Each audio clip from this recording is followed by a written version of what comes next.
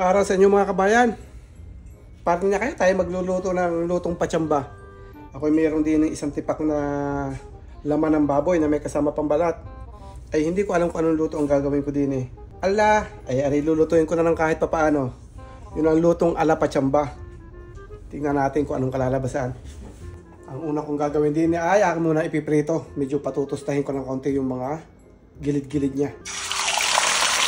Taklobang ko para hindi masyado matalsik. Yung kabila naman, tustahin ko rin.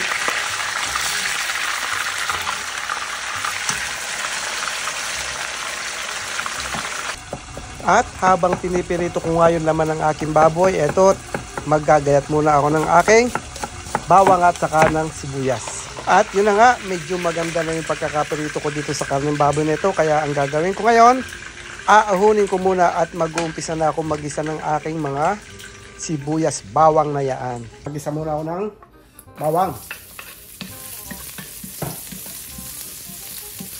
At isusunod ko na rin itong aking sibuyas.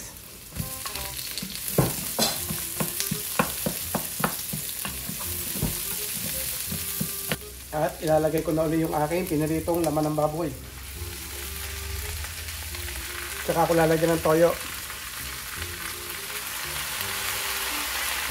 Oyster sauce.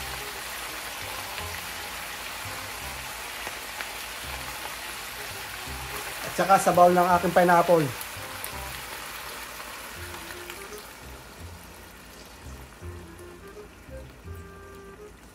Lagyan ko na rin ng asin.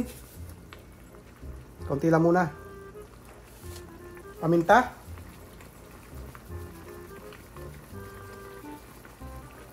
Chicken powder. Para mas mabango, lalagyan ko ng star anise.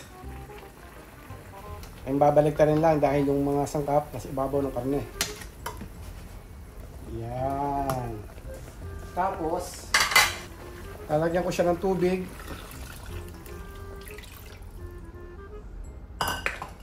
At pakukuluin ko lang siya sa mahinang apoy.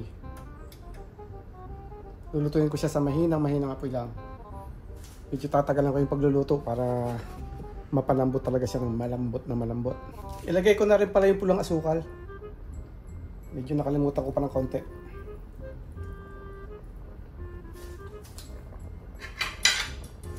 Balik rin ko ulit para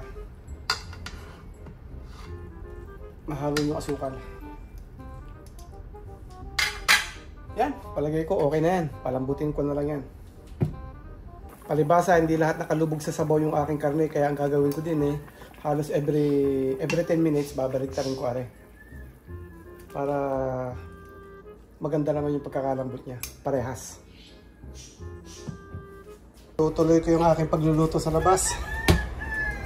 Gawa ng yung aking bata ay nagpaalam, maglalaro daw din siya sa labas.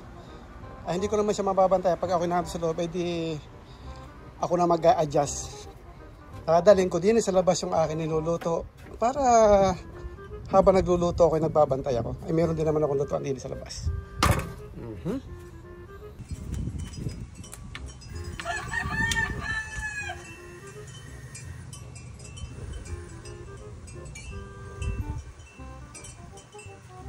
Ayos na yan. Parang napaganda pa nga yung pagluluto ko din sa labas oh. Tingnan nyo gaya no. Parang nasa probinsya lang. Tinikman ko medyo matabang. Kaya lagyan ko pa ng konting asin.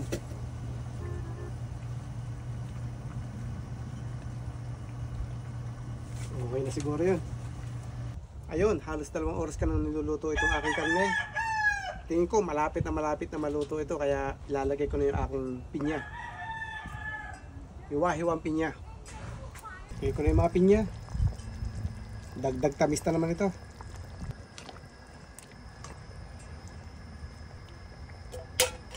Ayos na ito.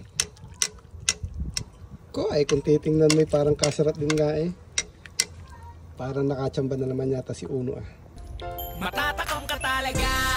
Ako si Uno, magluluto ng inyong paborito.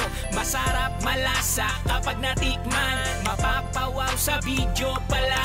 Mga lutong Pinoy at lutong bahay o kahit pa sa handaan.